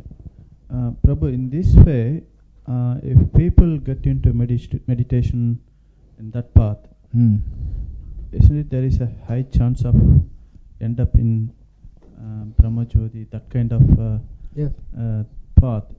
So how Krishna here, I mean again, he already mentioned the previous verses also. Even if he go to that stage, he can, finally he'll come back to him. Yeah. That's right, yeah, okay. Yeah, finally he can come back only if he gets the association of a devotee. Yeah, okay. Only by association of a devotee. Okay. Because unless one has association of devotee, one cannot come to devotion service. It's only by the mercy of devotees. But Krishna's mercy also comes through the mercy of his devotees only. Because devotee is giving mercy, Krishna gives mercy. Because devotee recommends somebody, Krishna gives mercy. So it's all dependent on devotees ultimately. So we need the association of devotees and we need the mercy of devotees. Okay. And also, is it I don't know, my understanding is correct. If one does not practice the regulatory principles or Krishna consciousness, this verse says one cannot have peace of mind? Yes. Yeah, that's true. If you want real peace of mind, one has to take up Krishna consciousness. It's mentioned in Chaitanya Charitamrita, right? Krishna Bhakta Nishkama Ateva Shanta Mukti Bhukti Siddhi Kami Sakali Ashanta. All the categories are disturbed. All people are disturbed except Krishna Bhakta. Because he's Nishkama Ateva Shanta. Whereas one who wants Mukti, they want liberation, they are anxious. Bhukti, they want material enjoyment, they are in anxiety. Siddhi, they want some mystic power, they are in anxiety. Sakali, Ashanta. Only Krishna Bhakta, Nishkam Ateva Shanta. That's why one has to come to devotion service to become really peaceful. That's alright. Okay, the last paragraph. Who has not read? Venkat, are you in position to read? Okay, you got a break. Last paragraph of 12:12. In summary, it starts. In summary, to reach the Supreme Personality of Godhead, the highest goal, there are two processes. One process is by gradual development, and the other process is direct. Devotional service in Krishna consciousness is the direct method, and the other method involves renouncing the fruits of one's activities. Then one can come to the stage of knowledge, then to the stage of meditation, and then to the stage of understanding the Supersoul, and then to the stage of Supreme Personality of Godhead. One may take either the step-by-step process or the direct path. The direct process is not possible for everyone, therefore the indirect process is also good.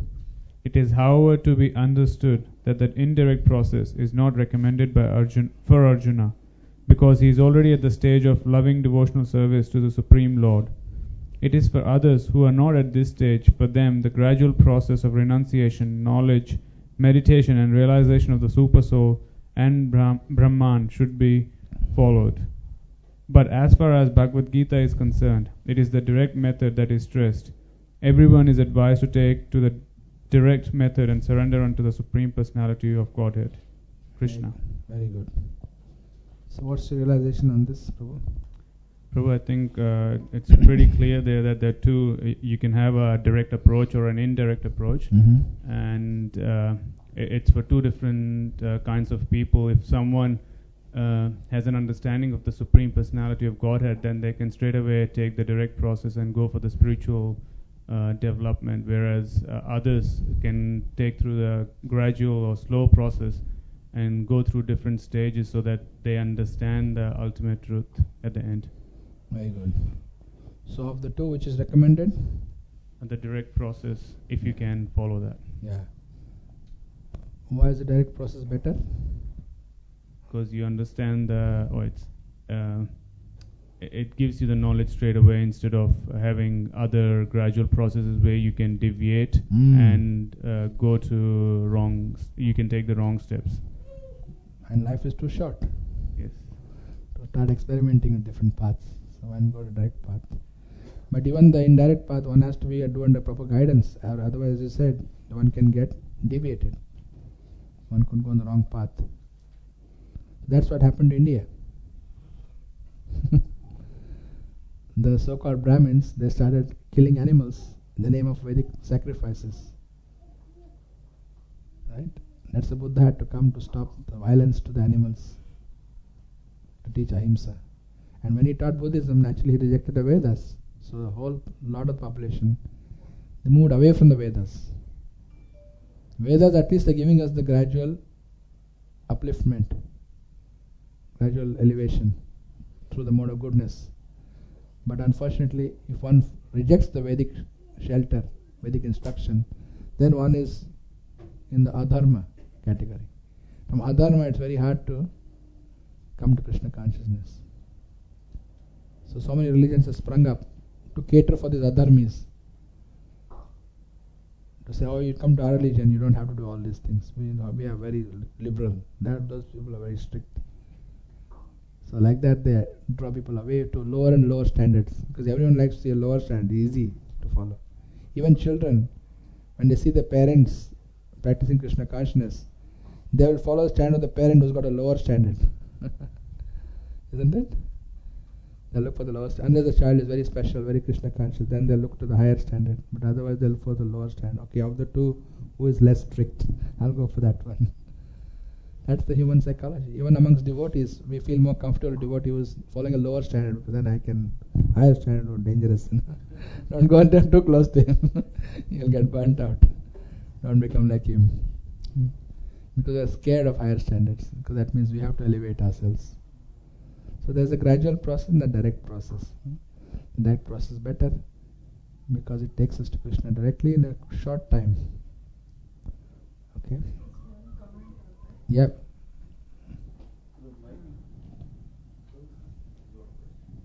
You got a question? Okay. Shanmukhi, then next you. Is that okay? I was listening to one of my Guru Maharaj's lectures, Hmm. and in that someone asked the question as to how much sometimes we don't get to see our Guru Maharaj or hear from him for a long, long time. So what do we do about that? So Gurudev gave the answer. He said there are two extremities. Sometimes you don't get any.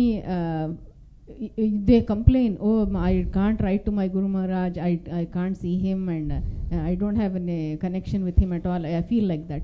And the other extreme is where the devotee keeps traveling with the Guru and all the time with the Guru, and it becomes so much that all the time when he has to keep following very high standards, he is not able to follow it and he slips down. So there should be a balance in that also. You shouldn't become too familiar with the Guru, and at the same time you shouldn't think of him as an ordinary person. Oh, he has no time for me, so he's an ordinary person. This Kadambakanana Maharaja's one article, Charudeshna Mataji sent it to all of us. So that the Guru, whether you know it or not, you are always under his protection. Very true. So Very that true. was one point. Very good for point. that. Yeah, that's good. Thank you. I think Nangokul was first, Hare Krishna, then Prabhu. Chandra, then Sita Lila Mataji. Sudhir Kumar Prabhu has got a question. Yeah. If a person is an atheist but displays highest level of patriotism, will he have any form of Krishna consciousness in his next life? Will the verse 2.40 apply to the type of person mentioned in the verse 12.11? 240 is Neha Vikramana Shasti Pratyavayana Vidyate Swalpa Pyasa Dharmasya Prayati Mahata Bhayat. So that refers to Krishna conscious activities and not to material activities.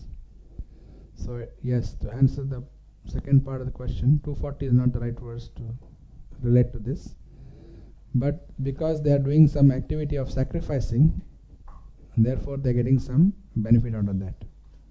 And that benefit is material, but still it helps one to take birth in a pious family or in higher planets where one can cultivate mode of goodness.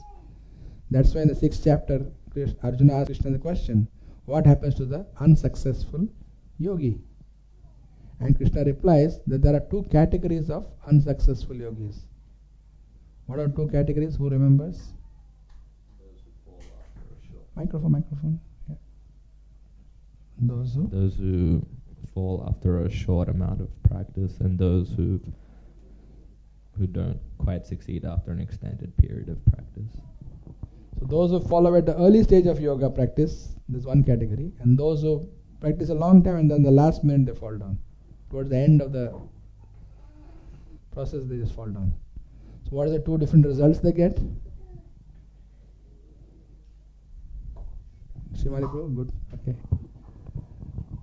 So those who fall early in the process of yoga, they will come into a family which is rich or aristocratic, yes, and they have a chance from there to carry on.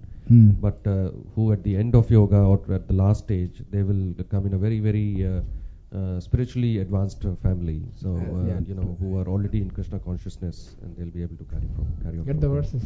Find the 2 verses. You think it's the other way around? No, it is right. Prabhupada talks about himself in that purport. He says, I was fortunate to be born in such a family and I was connected to... Somebody read that verse? Yeah, exactly. Those who fall after a short amount of practice go to the higher planets, and those who fall after a long amount of practice are born in the families of brahmanas or devotees. Yeah, that's right. So that's right. Those who are on the material platform, they'll be born in the higher planets or even in rich families here, but not Krishna conscious. The second category, they are born in families who are Krishna conscious. Somebody can read that verse? There's 2 verses, right? Is that the Prapya Punya? The Prapya Punya Kritam Lokan. No, they don't have the verses, just read on. Prapya 641. So Prapya Punya Kritam Lokan. Everyone's confused. Okay, let's stop for a minute. You all get to 641. Let's recite after Samriddhi. Okay, one line at a time. Okay. They want to chant, so yeah. Go on. Prapya punya kritam lokan. Prapya punya kritam lokan. Ushitva shashvati samaha. Ushitva shashvati sasavan. Suchinam srimatam gehe. Suchinam srimatam gehe. Yoga brihasto vijayate. Yoga brihasto vijayate. The unsuccessful yogi, after many, many years of enjoyment on the planets of the pious living entities, is born into a family of righteous people or into a family of rich aristocracy. And the other one? So it's a 645. The yogi engages himself. So prayatnadyat. So it's 645. Prayatnadyat manastu. Manastu. Yogi samshuddha kilbishaha. Yogi samshuddha kirtishaha. Aneka janma samsiddhas. Aneka janma samsiddhas. Tato yati param gatim. Tato yati param gatim. And when the yogi engages himself with sincere endeavor in making further progress, being washed of all contaminations, then ultimately achieving the perfection after many, many births of practice, he attains the supreme goal. 642 is the continuation for 641. So which one Prabhupada says he is born in that family? Which verse is that? I'm not able to open it here. 42, right? Yeah, 42, yes. So read 42 as well. Maybe Simali can read 42. अथवा योगिनामेव कुले भवति धीमताम् एतद्धि दुर्लभतरम् लोके जनम यदीदृशम्. Or if unsuccessful after long practice of yoga, he takes his birth in a family of transcendentalists who are surely great in wisdom. Yeah. Certainly, such a birth is rare in this world. Yeah. So that's 41 and 42. Of course, that whole section talks about unsuccessful yogi, but especially one who's born in a family of Vaishnavas, devotees, that's after long practice. Whereas one who's go to the heavenly planets or even born here in rich families, could be here also, could be higher planets as well. That is after short practice. So in other words, Krishna says, in any circumstance become a yogi. That's why you see text 46, he says, by all means become a yogi, nothing to lose.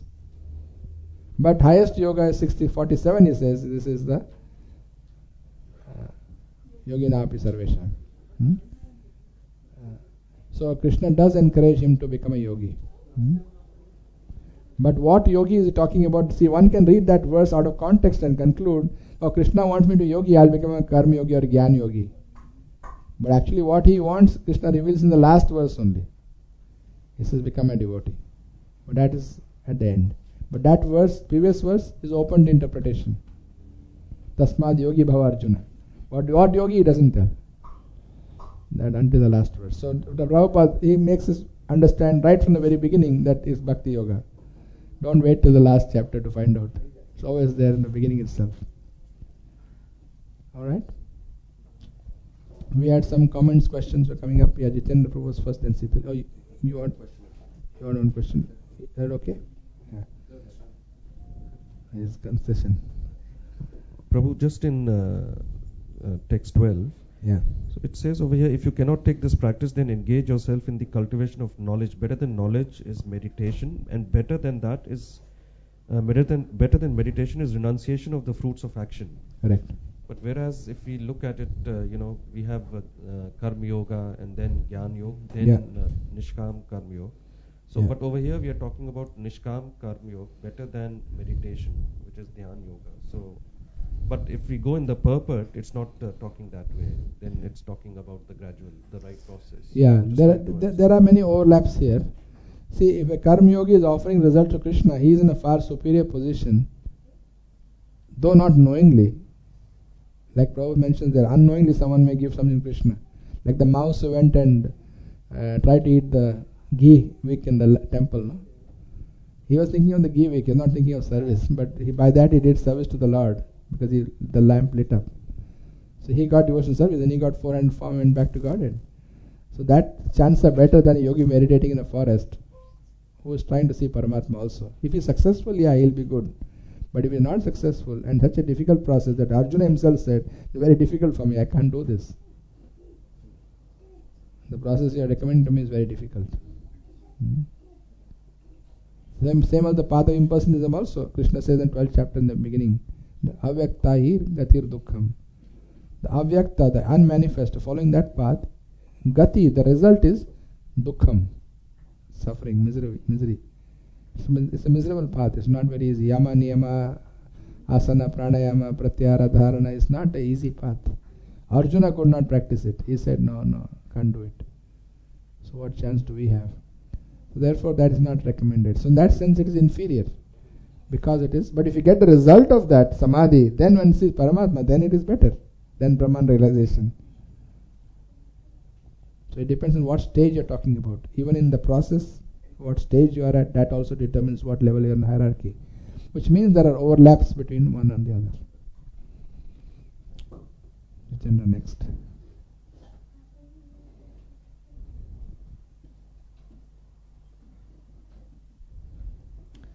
In the purport it says, there are processes which make one understand that one himself is the supreme, and that sort of meditation is preferred if one is unable to engage in devotional service.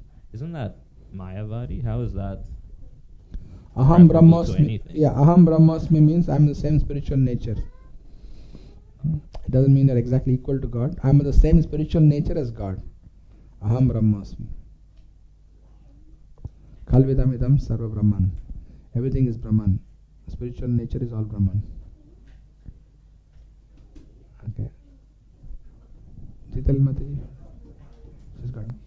Prabhu had a question similar to Shimali Prabhu's question. Okay. So it's answered. Good. Alright. Any other questions or comments?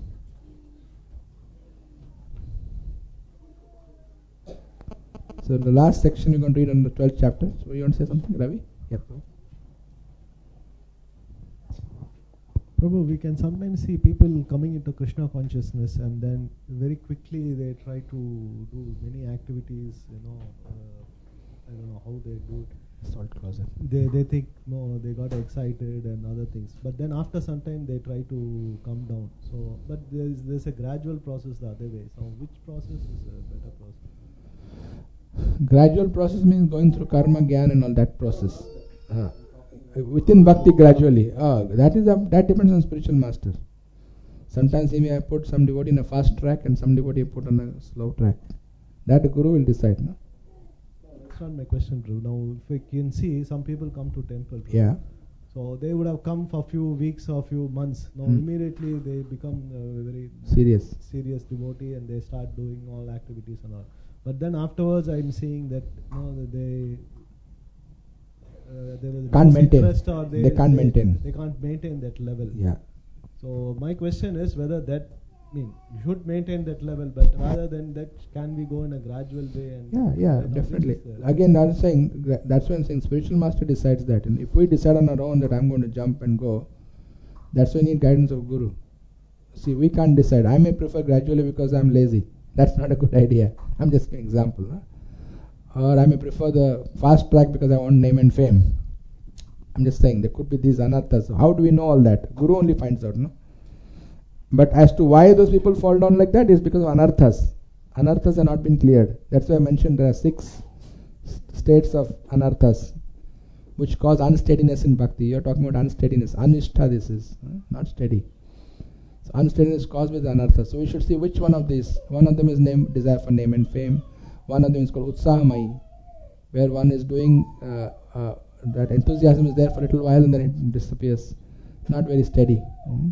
So the different types of anarthas. Taranga Rangini, there are devotees who will be in devotee association only when there is a party. You have birthday party, they'll come. You call for a program class, they'll never come. So they are only the party goers. So they are only enjoying the cream of Krishna consciousness without having to work hard or do some tapasya or do some austerities. They won't take any responsibilities. Only when there's a free feast they'll come on that day. Like that. So they are doing bhakti, but their mood is Taranga Rangini it's called. One is trying to enjoy the fruits of bhakti. Bhakti Charu Maharaj wrote that in one of his Vyas Puja offerings to Prabhupada out of great humility, that I am just enjoying the fruits of ISKCON. Prabhupada, you worked hard and built ISKCON, we are just enjoying the fruits. We are not doing anything. So that's such a sober realization. So if we are also in that category, we come only for the feast and not take up responsibility. In the beginning, one comes to feast, oh Jai, you come to the feast, wonderful. I saw it Sunday feast, I was so happy. But 10 years later, saying the same thing doesn't sound right. No one has to move on from there. So that progression has to be there within bhakti also. So the main cause of unsteadiness is, Vishwanath Chakravarti Thakur says, because of anarthas. And we are not careful to remove the anarthas, and we think we have got ruchi and all that asakti and all attachment. That attachment is only to name and fame, not to real bhakti.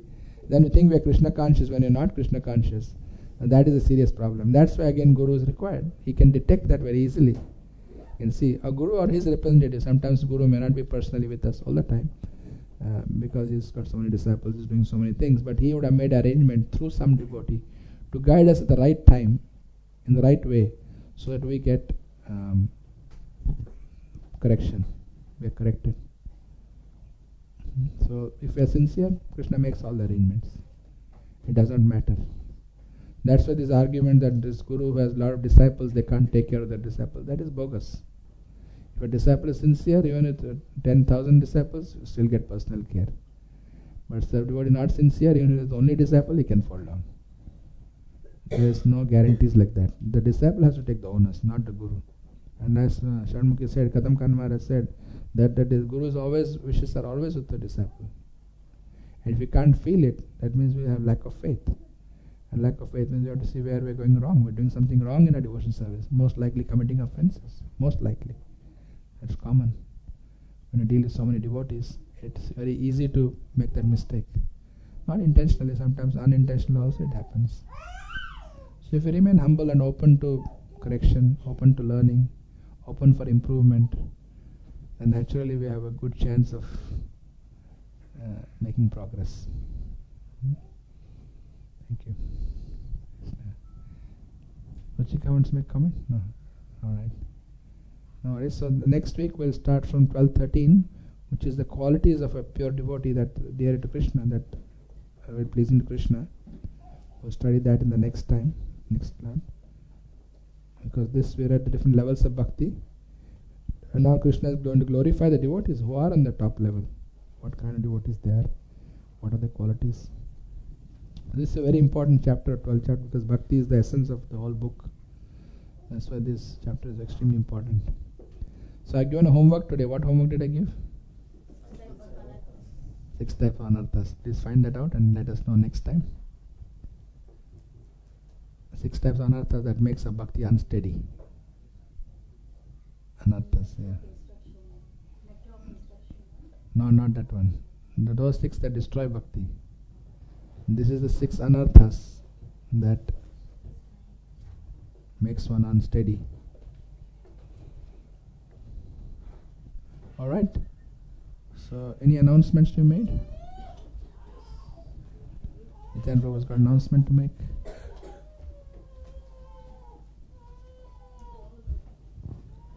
Hare Krishna. 2 weeks from today, His Holiness Devamrita Maharaj will be doing programs at the temple on Saturday and Sunday. That's the 21st and 22nd of June. He'll be leading Guru Puja and giving Bhagavatam class at the temple both mornings. He'll do the Riot Hall program at 7 p.m. on the Saturday evening. And on Sunday evening, he'll lead Gaura Arati and give the Sunday feast class from 7 p.m. onward. So please attend, and please invite as many other people as you can to attend them as well, so that they may benefit from Maharaj's association. If you haven't yet received the email with the exact details of the programs, please let me know and I'll forward it to you. Otherwise, if you do have the email, please forward it to all of your contacts. And it's also there on the website anyway. Yes, it's on the website as well. And if you have, if you use Facebook, there are events created on the Facebook, so you can share that. And is that combined Bhakti Shastri group happening in the morning, Saturday morning? Is that what was decided? No. That's not happening. That's evening West Ride is the program. Morning Bhagavatam class, evening West Ride. So please try to make a time. At least there are 4 sessions he'll be speaking in the temple. No, 3 in the temple and 1 at Westrite. So at least try to attend as many as possible. I know it's not possible to attend every one of them, but at least try to do as many as you can. That's a great help in our bhakti.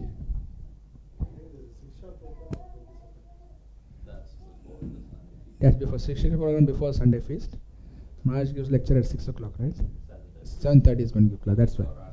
He'll lead Gaura Aarti and then give the